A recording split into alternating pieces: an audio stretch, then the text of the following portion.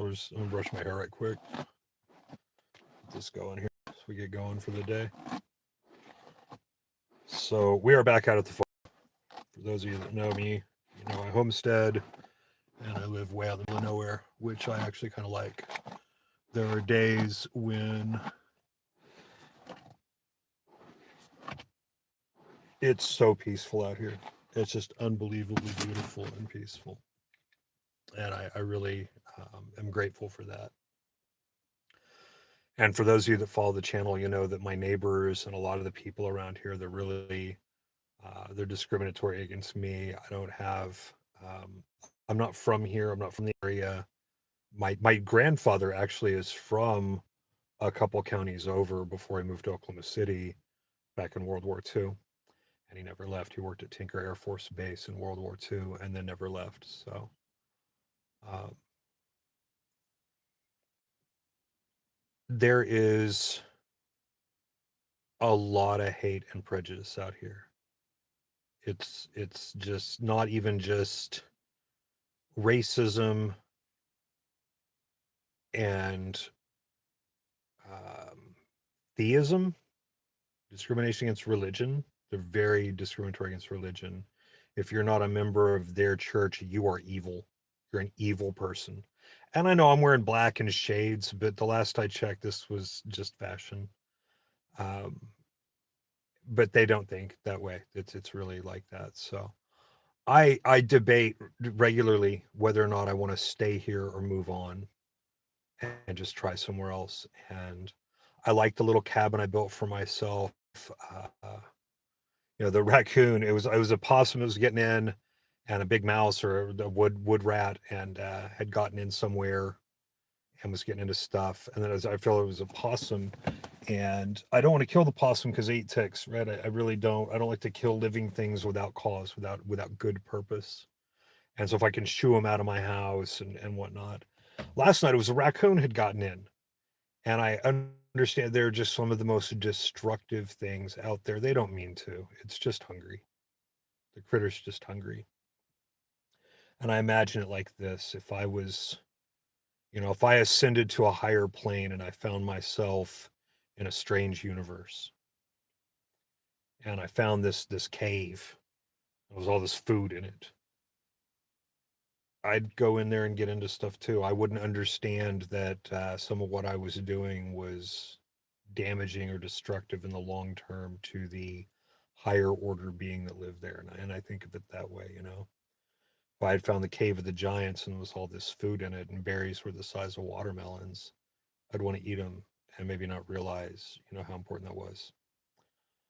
Still, it's destructive. They break things. Just getting up on a shelf to get into a box, they knock the box over, but then they also knock over, a nice antique tea set and damage it. I have some nice silver I've picked up over the years, my collection. They knock over the microchips because they think they're berries or food. They're brightly colored, they're small, and they want to mess with them.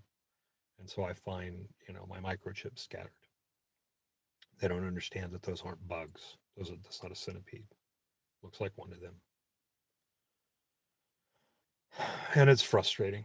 So, what can you do? You go around, you find where they're getting in, and you seal it off. You put a board or a brick or something in there, and you seal it off. And that's what I've been doing last night. I think that really helped a lot. I found where they're getting in and put a brick over it, and a board, and I think that's helping. So this is just a little bit of a test to see how well we're going to pick up live out here. It seemed like it jumped right on. It's doing okay. I can never tell out here sometimes, so I can flip the camera briefly. Let's see what I'm looking at. I'm just sitting in the car out here. Yes, that's a book on Fibonacci stuff. There's the panels over there, the solar rack. We're out here in nature. And like I said, we're just kind of doing this. So, I don't know if I want to leave. I need to see what happens this summer. And this summer should be pretty productive for me one way or the other as long as I stay focused. I'm concerned that I'm going to have a loss of resources. There is a funding source I have. I tore my rotator cuff a few years back and was able to pick up disability for that because I couldn't move my arm. I couldn't hardly move it, and I've got nerve damage in this arm. So both of my arms, I was just trash. I couldn't hardly do anything. Could barely drive. Um, I couldn't hardly get around, and that was one of many injuries. So they were like, hey, here, take this. And I was like, I signed, some paperwork, and they started sending me some money. But I've been working off and on for the last couple of years, at least trying to. And so this year I've been working like real steady. For those that follow the channel, I was out in Baltimore, and I was working out there on the East Coast. I had a decent job. If I'd have made that kind of money out here, I probably would have kept it longer. But it was just the way I was treated, the way I was talked to, and I was very easily replaced. This was not a difficult job. You needed a certain level of understanding to do it. I know why they mostly hired people with bachelor's degrees, but I was way overqualified for it. It just and you hear that, and it's like if they'd have given me a few dollars more, just literally a few dollars more, I would have been able to afford a place. I could have got into a place to rent. I was staying in the van, and I don't mind that. I really don't. It's like an RV. If I could have found an RV park that I could have rented a lot at and set up like a canopy or something to park next to or under, and they had showers on site. I had a buddy, he lived in one. He had a Airstream trailer, and he lived in an RV park. He just had bought his trailer off. He didn't drive, took the bus, but he had an Airstream trailer, and it was just enough for him to have a couch, and he had his bedroom and a little kitchenette, and it was just a nice little place. But he stayed in an RV park, and they had a central shower building. If I could have found something like that for a couple of months, I probably would have stuck it out. But where I was at, it just was not there. I maybe could have put in to work at some of the other jobs that were out there. I might have enjoyed more. It wasn't far from Firaxis Games, so they do like SimCity and XCOM and stuff. I might would have enjoyed that, or Civilization and XCOM. I might have enjoyed that. Those are two titles I've enjoyed over the years. I had some ideas that would have been fun. Um, at the end of the day, though, it just was so expensive, and the culture out there, I really did not enjoy that kind of corporate culture. I did get to do a lot of enterprise resource planning and enterprise resource management training, and I'm going to chalk that off as a win because most of my time there was in ERP, was in training. And so I did get to spend some time on a production floor in a factory, and I could see what that was like, how that's set up, how things come in, how they go out, how parts are ordered, how the different distributors work, just things like that. So, hello to Chad. Hi, Chad. It's good to see you. I can't quite read your name on here. These are polarized lenses, so if I take them off, I'm blind. Um, but hi to those of you in chat. I think I've seen you in here before. Maybe I can't read that from here. Sorry, and it'll blind me. But hello to chat. Thank you for coming in. We're discussing farm life. So, whatever I do this summer, um, I'm trying to get this house picked up a little bit more. Still cleaning up. The raccoon just got in and trashed it a couple of days ago. I was on the road last week working, making a few $100, and it wasn't bad, to go make a few bucks. It's not consistent doing contract work, doing steady, daily work. That's definitely one of the problems there is it's not consistent. So, oh, I look like your uncle. Oh, well, your uncle is a very handsome person. Then clearly, if they look like me, they must be dashingly handsome. So, being out working and then getting back and finding out an animal got in and knocked over things again. I had just done this while I was gone for a few months, and had really started to get everything picked up and gone through. It's a small house. It's a tiny house. And so it's 12 by 40, but one of the rooms is 12 by 16 and it doesn't have a floor yet. It's gravel. So like I just kind of put stuff in there. Oh, well, I'm sorry to hear that about your uncle. Um, so I'm so sorry to hear that about your uncle. I'm great with kids. I'm a great dad. So that's really weird. I don't know why you would tell people that in public. So um no, but the biggest danger I have is I'm going to tell people the truth. So, but yeah, we're talking out here about the house. I'll be so fun and exciting talking about science and mathematics. I'll bore them to death with the Fibonacci sequence. So, like I said, we're talking about life out here and critters getting in at the farm. And so it's hard to have computers and graphics workstations and 3D printers and stuff. Um, so, you know, it's just difficult to do that out here and balance it. Getting the solar set up. I did get new panels. I'm going to be testing my new panels soon. That'll bring us up to 1600 watts. I've got 8 right now. I have another set in there. I just ordered another set. They all seem they're going to be compatible voltages. So that's a good one there. So to have that set up, um, that'll be nice to have the extra electricity to make sure I can maintain running the air conditioner, especially on a hot, cloudy day. It's going to be 85 today, but it's going to be cloudy. So that's a difficult one.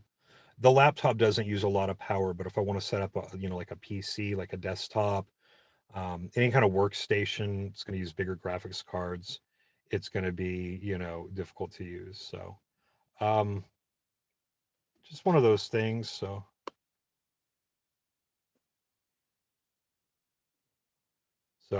um, yeah, just looking at how to get things going out here. The yard, there's still stuff in the yard I need to pick up. I need to like build another building or rearrange one of these buildings to put other things in. Um, it's just making space out here. So that's a tough one. If I get a little further along in here, if I'm like right in front of where I'm at here, let's see if I can turn the camera here. I put the trench foundation in and put in a stem wall, a footing and a stem wall. And it's higher over on this side over here. It's higher over there than it is over here. It's flat. There's a driveway and then it raises up. It's like this. So it goes like that, right? So I want to put in a stem wall as a retaining wall. And then I'm going to come off the roof over here and bring it down and put in some posts on that side and a couple extra posts over there. And that'll give me a central hallway and a large extra room. I'll have like a nice 12 by 16, 16 by 16 room, depending on how you count that hallway. Um, so that'll probably just be posts.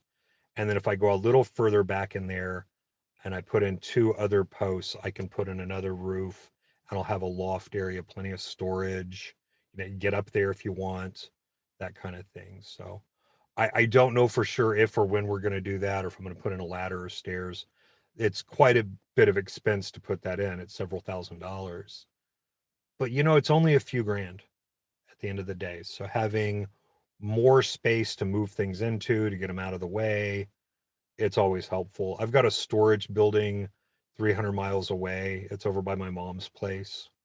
And I've got all this stuff in there. And I'm just like, it costs me almost $100 a month just to have that, just to own those things and have them in there.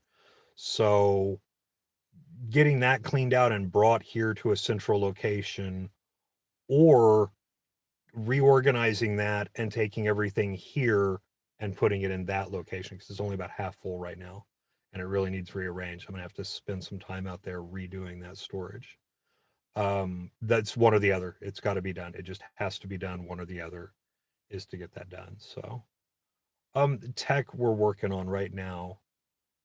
So I talked the other day about in-memory and near-memory computing, and it's not like putting a Pentium or even a 386 in there. We're talking about putting a microcontroller.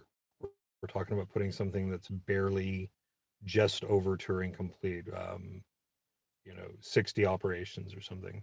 Very, very simplified set. Um, and I think that would be advantageous to have that in memory or near memory computing. So more than 16 operations, but certainly less than 256. Less than 256 operations on that mini processor. And it's not a central processing unit, it's a distributed processing unit. And so it's going to take in a small cache of operations, but it's going to be able to do them sequentially on a lot of range of data, on a lot of range of memory addresses in order, on their own. So, if you just want to add a number to a number, if you just want to compare a number and see which one's bigger, if you just want to find the biggest or the smallest, those kinds of things. And so when you're doing these fetch puts, these get, this fetch, compare, you know, read, compare, write, fetch, compare, put, it just burns up a lot of electricity. It burns up a lot of time. It burns up a lot of computational power to perform a lot of small, simple operations like that repeatedly on a large set of data. And that's basically what a vector processor does, the old Cray computers. And we're getting back to that point that we need that for the AI, the way they work. That's a lot of it, is to go out and compare tokens. What's our best fit on a token? What's our, we're going to go do a little bit of math on each of these tokens, and we're going to select our best next fit. And then we're going to compare that to our other best fits out of our other groups. And we're going to select, the next word or whatever it's, the next pixel, and generate an output. And so doing all these get, compare, put, read, fetch, operate, write operations, that's where all of your electricity goes, is to move that data, not to do the calculation. It's to move that data around. It's a ton of electricity. So I think that that's something we could work in. And I may continue to do some work on in VHDL and writing the code to describe these chips. Another one I want to do is look at implementing hardware algorithms again in VHDL, is writing these out so that they can be implemented in hardware. So, living out in the country out here, there's never enough time to balance having a garden and having a farm and homesteading and building a house and doing my chores and then working on tech. It's and then with low resources, without having a lot of resource. Like I said, I had a torn rotator cuff, and it's just it's too much all at once by myself.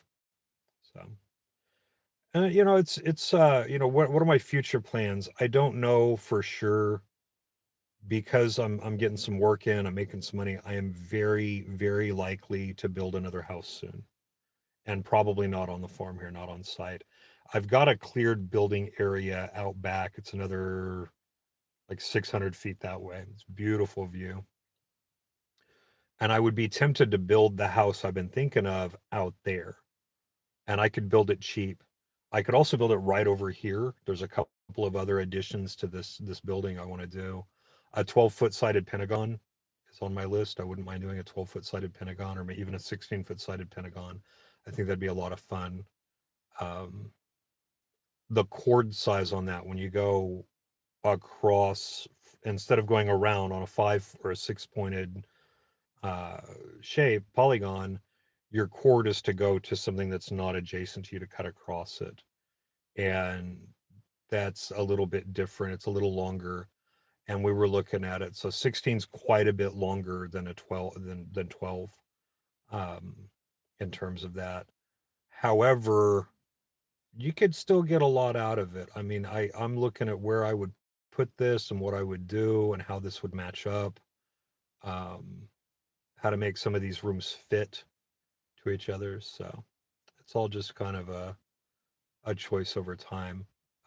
I think the idea with doing the pentagon, doing the 12-foot pentagon, you can do a dodecahedron and icosahedron, and there's already some brackets for doing things in that size and shape that I think could work real well. I could do it with 2x6 or 2x8 material and build this really nice icosahedron on top of a platform to come up with some pillars. But I've been really just tempted to go ahead and put in an American Foursquare and just do that. Just put in an American Foursquare and call it good. I think that's going to be one of the things to do. An American Foursquare is what it sounds like. You have four squares to make a bigger square, and each one is a room, and you have passages between them. And it's usually two-story. So one of your rooms either has a staircase in it. Sometimes they'll split it in the middle. You'll have a little 4-foot space in between your two squares, so it's a four rectangle, and then your stairs go up. But it's kind of noted by this very basic set of construction, and you can build them with post construction, post frame, very, very cheaply. And so I've been looking for a long time at doing something like that in building this structure. So I may do that. I may not. I wouldn't mind doing the American Foursquare at another location. If you make it with 12-foot squares, so it's 24 by 24 or 24 by 28. If you want to do that staircase, some people do 24 by 32, and that's where you get your bungalow ranch style on a single story. They're very similar. But that two-story, still have a 24 by 24. You can put a small two-bedroom or a big one-bedroom in that.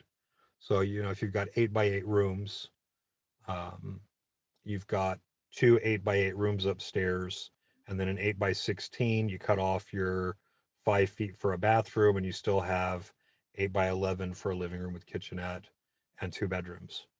Or you can do a bigger bedroom and make it, and now if you're at 12 by 12, it's even bigger. That's an 8 by 8. At 12 by 12 on a 24 by 24, you've got easily two 8 by 8 bedrooms and a bathroom. You can even do an 8 by 10, 12 by 10, and another 12 by 10, or 12 by 8, 12 by 8, 12 by 10, and a full size bathroom. And then you've still got plenty of room in there to have a kitchen, dining room area, and a living room along that. So it just kind of, where you want to do that. And if you've got your extra stairs in there, I'll probably do external stairs just to make it easier. Um, but I had thought, at another tip for internal stairs, if I make it a big one bedroom, I've got an L stair that goes up from the downstairs on one side. And then, so you got a 12 by 24 and a 12 by 24. Make one of those a garage. That's a full size garage. And put my van in that 12 by 24. Just barely can pull into that. And so I've got an area for a garage. And then the other 12 by 24, we're going to have the stairs take up some of that and have a workshop area. So I've got a garage with a workshop and a big one bedroom or small two bedroom upstairs. Pretty good size two bedroom on 24 by 24. Right. So it's quite a bit of space and you can build it real cheap. You can also clerestory the upper floor. You can make it a little bit bigger upstairs than it was downstairs. And that can go a long way. So you can end up with 12 by 28 instead. So you're 24 by 28 upstairs, and that gives you plenty of room. You got a nice big 12 by 12 or 12 by 14 bedroom and a bathroom, and a 12 by 10 bedroom. You got two bedrooms of big space up there. Bay windows help, things like that. Make it nice. So it's not expensive to build that. And I don't know how much longer I want to be here.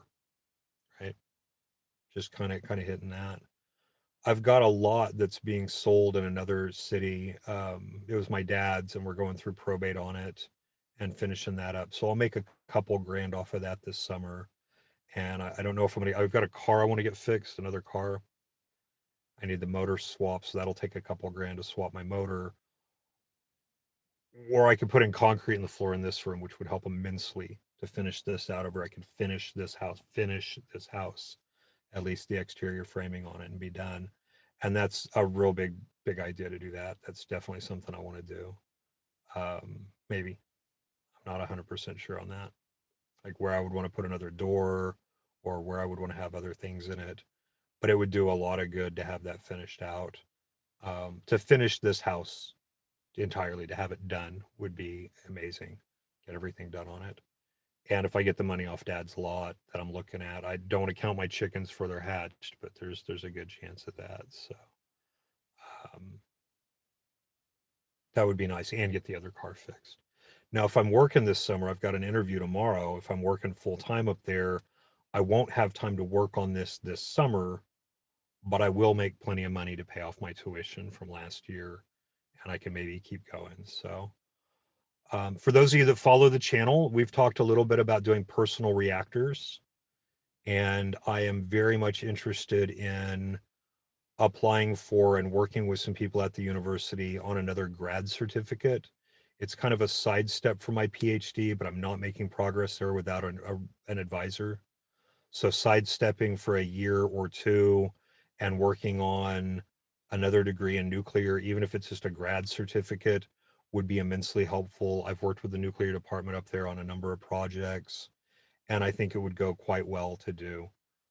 And it fits. It would be non-proliferation, so how to use nuclear for things that aren't weapons. So nuclear medicine, nuclear power generation, nuclear sensing, things like that. Um, I think that would do really well. So I'm going to look at that. And if I do well in it, there's a way to automatically apply that to a second master's in nuclear. And that would be ideal. So for those that follow the channel, I do have, I wouldn't say permission, quote unquote, but I have the ability to build a small reactor here, a very, very tiny one on site. I have just enough land. And I'm very excited about the possibility of doing that. It's air cooled. It's a tiny reactor. It's smaller than what's used on nuclear submarines, and works on some similar principles. Um, so thermal generation, the radioisotope thermal generator, which is basically a battery, a big battery, runs on nuclear. And then there's a hybrid accelerator driven reactor that I've been working on, and being able to have a little more credentials, some certification in that, some of the classes I need would go a long way for making that a reality. And if I stay out here, I may do that. I'm tempted. It would be the biggest expense on that's going to be, some of the components and then the thermal storage. How do I move the heat and can I do anything with it that way? Can I have thermal storage? But having thermal batteries out here is definitely a thought, rather than chemical batteries, just storing the heat in tanks underground. I don't think it would do a lot of good in the summer, but in the winter, to be able to use the excess heat from my electrical generation, I'm only going to get 20 or 30% at best. But to have that come back around as heat for the house would be ideal. So I don't know. I really feel like I've kind of hit some walls here, and I should have left a long time ago. And on one hand, I should have left here a long time ago. On another hand, I really do love it here. And if I could find the right location, I might move to it. I don't know if I don't know if I want to stay in this state, but I don't know where else I'd go. Like I don't want to go further into the deep south. I don't think it'll get any better. And I don't really want to go north. It'll be colder. I am tempted to go to Oklahoma. Actually, there's a lot of opportunities out there. My mom lives out there. I was from there. I've got a few friends out there that might be able to do something. There's a lot of opportunities out Oklahoma way, but it's still that Midwest mindset. I think I'll run into a lot of the same trouble out there. So I just don't know. I certainly don't want to live in Kansas. I have lived in Kansas. I don't like it. And I don't want to keep going north. It gets cold, which is nice in the summer, but in the winter, it's just you've got to have deeper foundations. You've got to have more insulation. I don't want to be there. There's more building codes. This is one of the last places I can ever go that doesn't have a building code. And that's very advantageous. It's worth holding on to. So sticking with it, sticking my ground, standing my ground, staying with it, holding on to what I've got, not turning tail. Um, those are great ideas, but I got to think practically too. Am I getting anywhere in my life here? Am I advancing? And the answer is no. I've taken a lot of steps back being here because of crummy people, and that's a reality. So I'm torn on it. Do I want to stay here or go somewhere else in the future? So I haven't decided yet.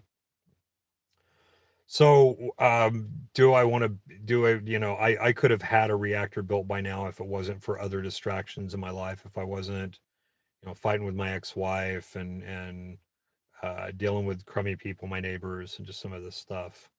It's a mess. So, but I don't think moving is going to change a lot of those things. I would definitely have different neighbors, and they might be better neighbors. So I don't know. My mother is very elderly. Her husband is ill. He may pass away sometime in the next couple of years. Um, I wouldn't mind maybe the Carolinas or Virginia or Maryland, Delaware, that area, the East Coast and the South. It's so built up, it's hard to get anything out there. But I did find some land out there that wasn't bad, that wasn't terrible. Being able to build on it and perform construction, land values out there in the metropolitan areas is insane. I've talked for 20 years about buying an island and moving to an island somewhere, buying a private island. And if I finish this house this summer and sell this land, I can probably get a couple 100,000 for it and buy that island. Um, so it's definitely a thought. It's definitely a thought, is to learn to do that, to learn to sail, um, to take materials out to an island, that kind of thing. It's definitely a thought, but it's going to have its own set of expenses. If I don't have some other better passive income, I really don't want to try doing that unless I have a couple grand in passive income. Okay. So, and that's not hard to get. It's just going to take some work. But 25,000 a year, a couple grand in passive income coming in, like after tax, I've got this money available, so I can afford gas, I can afford a marina fee on a boat when I want to come to town, include parking while I'm out on the boat to come back to that marina when I get to the mainland, so I can go get supplies and take the van, park it somewhere, go out to my island on my boat, right? Be out there, build, homestead, work, do seawalls, fish, whatever. Have my own, have my solar out there, take my stuff out there, and then be able to come back, fuel, sail, whatever, back over the marina, and then uh, get in the van, go to the hardware store, go to the lumber yard, go to the grocery store, buy the things I need, the supplies in town, get my mail and my packages, and go back. That's going to cost like some money. That's going to cost me at least what my storage is paying right now. And heaven forbid I've got a storage. So, a couple grand in passive income would allow me to do that if I sold this farm and bought another one. The other one would simply be to buy another place around here somewhere and have it to have more than one lot. So I've been looking at maybe getting a lake lot. Sometimes you can get a lot for 800 bucks. And we're talking a lot. We're talking like 30 by 100, a small space. 50 by 100, 50 by 150, things like that. Quarter acre, tenth of an acre, small spaces out by some lake somewhere in the middle of nowhere. It doesn't have to be anywhere fancy. It doesn't have to be anywhere really built up, but a small lake lot somewhere. Um, and I could do something with that. The idea with that would be to buy it for less than $2,000, less than $1,000, 1,500 bucks. Clear it, get it cleared and leveled, and then build a shed or canopy on it, storage, and then take my stuff out of storage and put it at that lot in that building. And that would mean my money that's going to storage every year would go to the lake lot instead of paying, you're going to have dues and taxes on it. But I can do that without disrupting my current income. And that's definitely a thought I'm going to be looking at this summer when I sell dad's place. I really think I would like to turn around and buy that lake lot and go out there and build a small structure on it for storage. Box it in, have it as start with a camping platform and then build onto that camping platform. That's just kind of the idea there. So um, we'll see how it goes. You don't build a nuclear reactor at your lake lot; it's too small. Your Z radius will be too big. You're going to have building codes. Again, one of the reasons I stay out here is there's no building codes.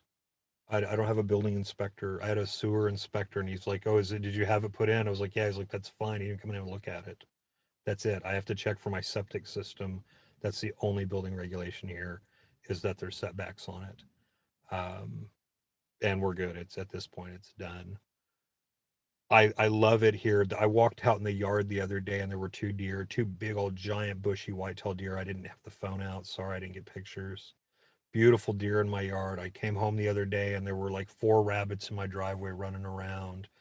There's a ton of diversity. There's a whippoorwill here.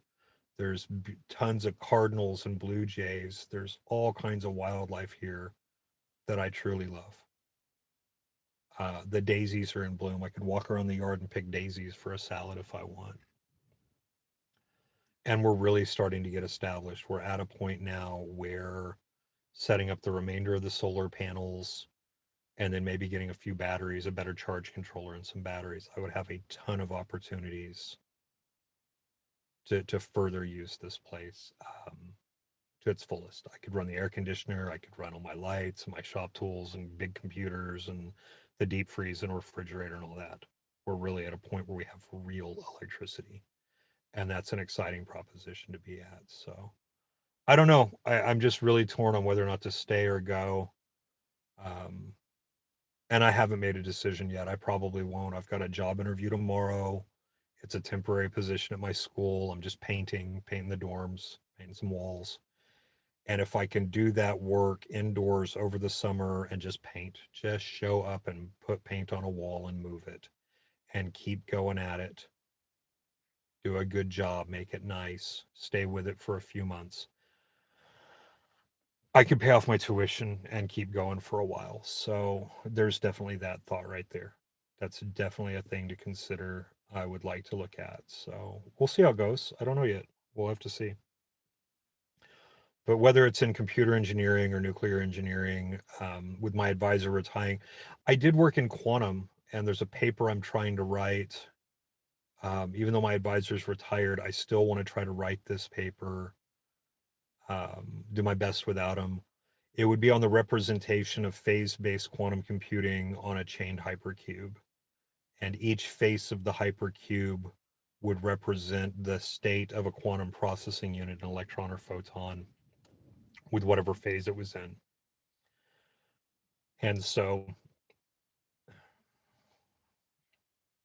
as it rotates, you would change phase, and that would change the next one. When these are sequential, that makes sense. Oh, excuse me, goodness gracious. Allergy season out here. Oh, boy, howdy. Sorry about that. Sorry, chat. Um, you get folded and twisted hypercubes when they're non-sequential, and that's its own thing, developing the notation for that. But that would represent the multi-entangled chain entanglement of his processor. And then your inner cube is your current state, and your outer cube is your next state, or vice versa. So there's a whole notation on forward or backward in space and forward or backward in time. The other one I want to do is identify the size of a hypercube, a true hypercube, because 1 meter isn't a cube. That's an insanely large hypercube. A centimeter is an insanely large hypercube because that's only in relativistic space. So you have to think about how far that cube moved, okay, in time. And so if you want it to move in time a given amount of space of time, right? Then you have to look at how far that's going to move in space, and you need to add up all of your space for a proper hypercube. And so, to the best of our knowledge, that's how fast the Earth is rotating, how fast the Earth is revolving around the sun, how fast the sun is moving around the galactic arm, how fast our galaxy is moving in its supercluster, and how fast the universe is expanding. You have to add all of these things up to get a true length of a hypercube. And so I have this strong suspicion they're going to be like a number of angstroms. They're going to be femtometers. They're going to be super small. And that's what I want to look at, is defining that very specific shape and size at the quantum level of how big a tesseract would actually be. For that way, when you have a moment in time, you have how far that's moved would match the face to face. That way, the outer size of the cube is accurate time and space. And so we're talking, just above the Planck scale here. I'm at the Planck scale. Everything is the same: time and space and mass. It's all one thing. They're a little bigger than that, just so that it's measurable. And I think that identifying these sizes and defining them specifically, I want to see if these match some of the phenomenon of quantum properties.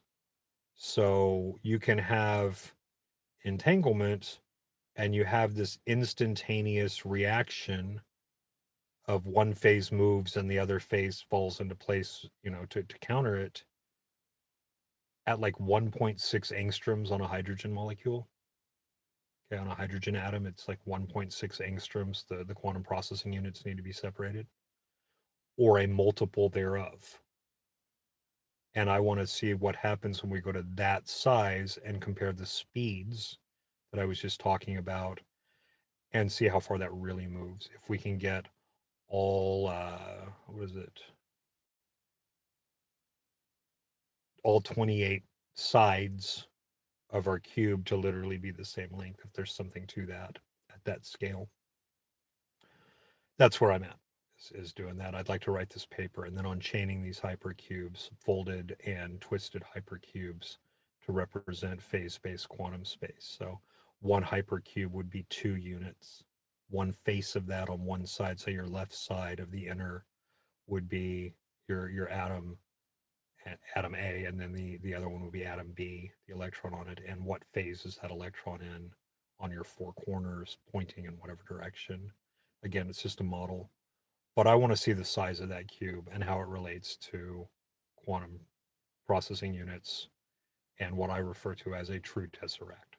A true tesseract can be any number of sizes, but you have to take into account the movement of everything, not just relativistic motion of what it looks like it is to you, the observer, but the true distance it's actually moved at any given time, in time and space. And I think that this will lead to a very specific size for this thing. So, some of the stuff, a paper I'm trying to write there on quantum processing and physics, and so working at these things, going into nuclear, I understand the isotope breakdown. I understand some of the stuff on it. I've got an incomplete Markov processes class, and my instructor was just terrible. They just didn't understand, what they were doing was difficult to understand. And I've watched another course on Markov processes from a gal on YouTube, lady on YouTube, and it's night and day how much more clear it is to have it explained by her. Some of it is the linguistic barrier, the accent barrier, his style of communication. He's a smart guy, but his way of explaining things, he kind of goes in and he moves the board. You got the notes. He does this with it all the time. He moves it around. He moves it around page to page, back and forth, and you can't read it. It's very difficult to read.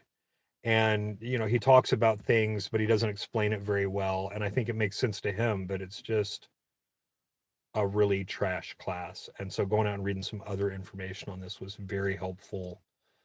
I've got a chance to go ahead and bring that grade up. So, hey, I've been on here for 45 minutes, 40 something minutes talking about tech and farm life and critters getting in. I do need to get on some things. It's windy today. That's the one saving grace. It's going to be 80 something degrees. I'm waiting for my solar to charge up enough so I can run the air conditioner later and fans. So I will talk to you guys later. It's good to see you, chat. It's a long live this morning. Um, I think if I had a little romance in my life, a little love, and I had, that daily social interaction from living with somebody, I don't think I'd leave. I think I'd stick around. I'd have somebody to talk to. I'd have, I'd be all wrapped up in them. I wouldn't be worried, wanting for a person. I think I would be much happier. And that's true anywhere. That's true anywhere I go. And I think that's one of the main reasons I'd leave is I've had a hard time finding people out here that are wanting to date. There's if they're at a certain point in their life, they're probably already married.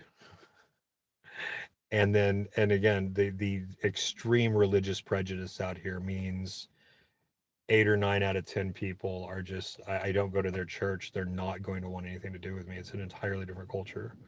And going to the city, that's different. I was out in Baltimore. There were 2 or 3 women I was talking to, and it gave me a lot of hope because in the short time I was there were 2 or 3 women that were genuinely interested in me as a guy. I don't know why, like I said, I left for good reasons. I'm tempted to maybe go back. I want to finish up what I'm doing here. I wasn't done with this. So I may do that. I may not. We'll see. But knowing that there's people out there that I do get along with, that I do bond with, and that seem genuinely interested in me as a person, that was really, really helpful to me. That was really lifted my heart. So right now, I think I just want to focus on my physical well-being. I want to focus on making this place nicer. It's drafty in there in the winter. It gets hot in the summer and cold in the winter. I need to get more insulation in. I need to clean up this yard. I need to finish my gas lines on it. I've got a room that needs concrete. Just some of that stuff, getting those things done would be really, really helpful to have that stuff done. And that's another thing there is just focusing on me and improving my living situation, improving my life for now, for the immediate future, might make it more attractive to somebody to want to move in. So I'm not worried too much about dating right now. It's kind of like I just haven't done well in a long time. I haven't given up, but I just want to focus on me for a little bit and get this place in order. I might move, like I said, mom's husband is sick and we're kind of he's not got long for the world, or until he has to go into a nursing home or extended care. And when that happens, we're all, what's going to happen to mom? I think she's going to go move in with my brother in California, and then there's her house. So figuring out what we can do with that, just figuring out what we can do with it to get things moving forward. So I might move there. That would be another one to do, is to move into mom's house. So hey, it's good to see you, YouTube. It's good to see you, chat. Just talking about what's going on out here. I will be on um, tomorrow, maybe, and hopefully we get some better people in here that are um, not talking about their uncle. That's weird. So uh, I'll see you, chat. Keep it live. Keep making science. Never stop learning.